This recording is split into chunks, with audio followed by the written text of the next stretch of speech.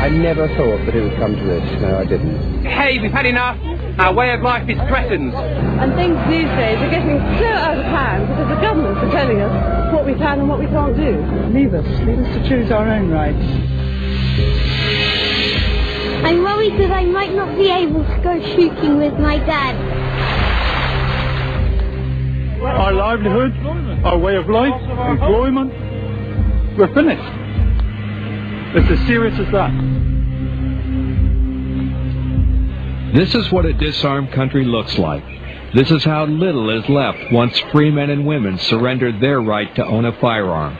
The silence was deafening, marching like a defeated people, thousands of shooters and sportsmen, grabbing at one last chance to resist, fighting for a freedom they had already lost. I'm not doing it for shooting, I'm doing it for freedom.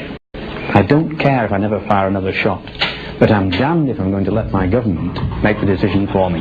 My father once said to me that the day you hand your guns in, that means that the country's no good to live in anymore. No one really thought that they would take your rabbit guns and your duck guns. That just couldn't happen. It was an impossibility. We thought no one would ever do anything to us. We were wrong. Too bloody late now. Once the guns are gone, you're not going to get them back. Giving into government by giving up their firearms. Gun owners were shamed into silence while politicians and the anti-gun forces moved swiftly, turning two tragic shootings into legislative opportunities. It becomes quite clear that if you want a safer society with lower gun violence, then you've got to reduce your gun ownership. In Great Britain, a total ban on handguns. Within a year, storage rooms at police departments were filled with firearms. No matter how valuable or how rare, they were turned in by law-abiding citizens to be destroyed. The main thing that's been destroyed in the UK is democracy. We've had a vociferous minority hoodwink the media and the public into believing what they've done is right. We've basically accepted that our government possibly have a point to make. And I think that we should have told them very clearly that they do not.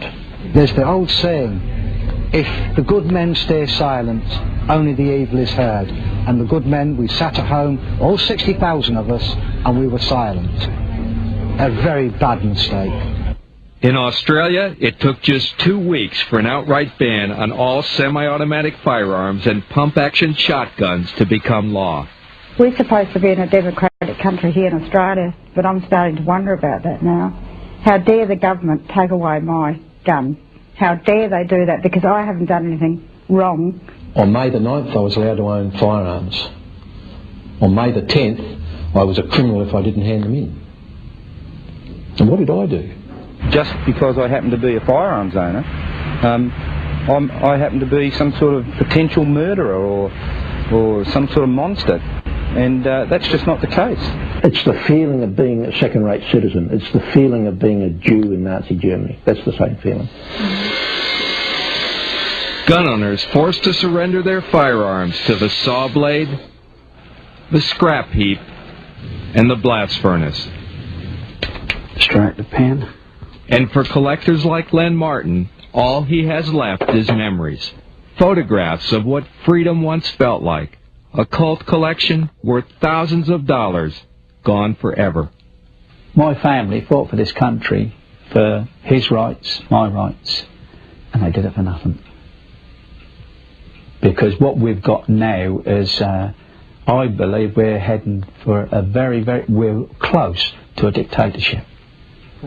But it's more than just losing a firearm. It's losing a tradition and a cherished right. And that's a loss that can never be reclaimed. That firearm was my father's. It was mine. It was going to be my son's. And they've taken it from me. And they shouldn't be allowed to do that. The chief of firearms in South Australia said to me, you'd be happy with the money you got for your guns, wouldn't you? I looked at him and I said, you don't understand, do you? I don't want the money. I want my guns. I lost a Ruger 44 carbine rifle, which I used for pig shooting, and I lost a Rimfire 22 semi-automatic, which is the first firearm my father ever gave me, and that really hurt. A hurt that runs deep, Olympic shooters feel abandoned by their own government. Although they still compete beneath the flag of Great Britain, they've been forced to leave their homeland and practice in another country. We purportedly live in a free country, but I can't live in my own country and do my own sport, which is an Olympic sport. I have to go to another country, somewhere else in the world, and do it. So it flies in the face of British justice. It's, I think it's appalling. I'm horrified at my own country.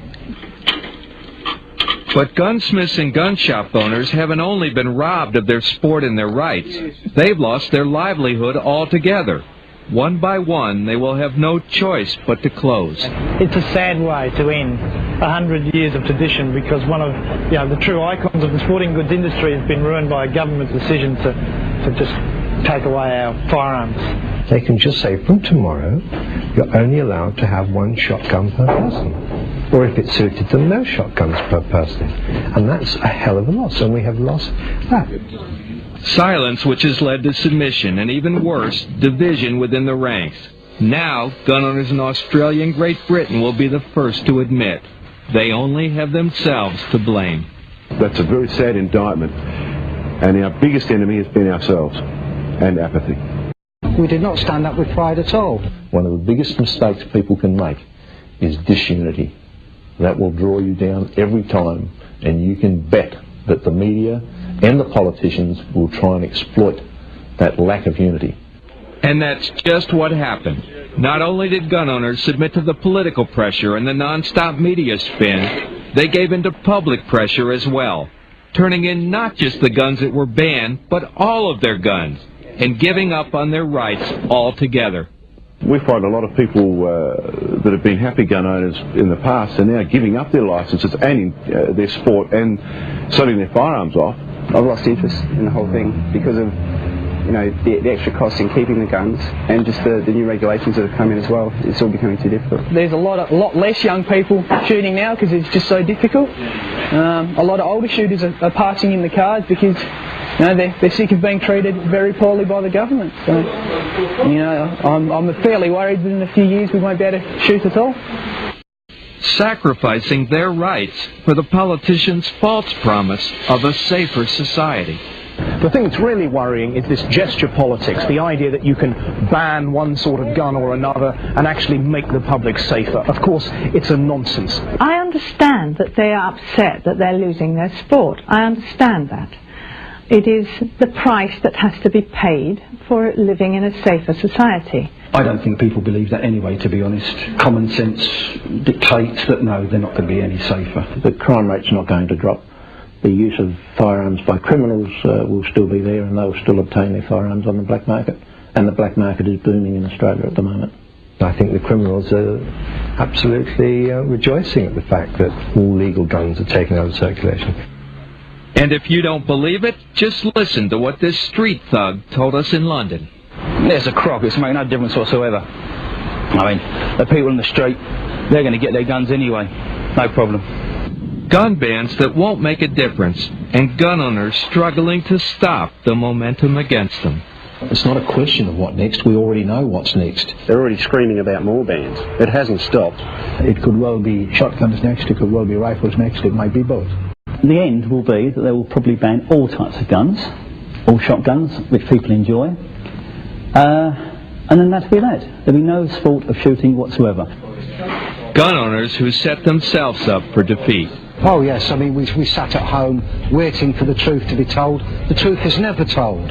They not only lost their will to fight, but were willing to surrender what they know is rightfully theirs. It's a lesson learned the hard way, and their message to gun owners in America is simple.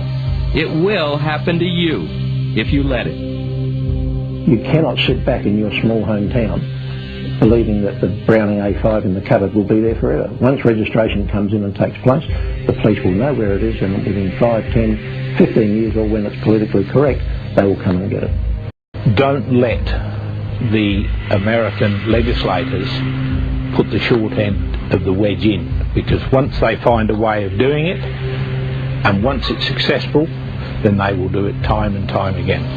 Stay strong. don't budge 1 inch. As soon as they start to suggest a ban on one sort of gun or one type of gun, say no. Do everything you can to oppose it, because it's just the beginning of a broader ban. For God's sake, get behind the biggest organisation, make it as big as you can. Join the NRA. Keep the pressure on, because if you don't keep the pressure on, there are people out there whose entire life is devoted to taking your rights away. Get off your butts and wake up. Read the writing on the wall. Join up and be with the strength now. It's too late when your guns are gone. You should never give up. Never, ever give up.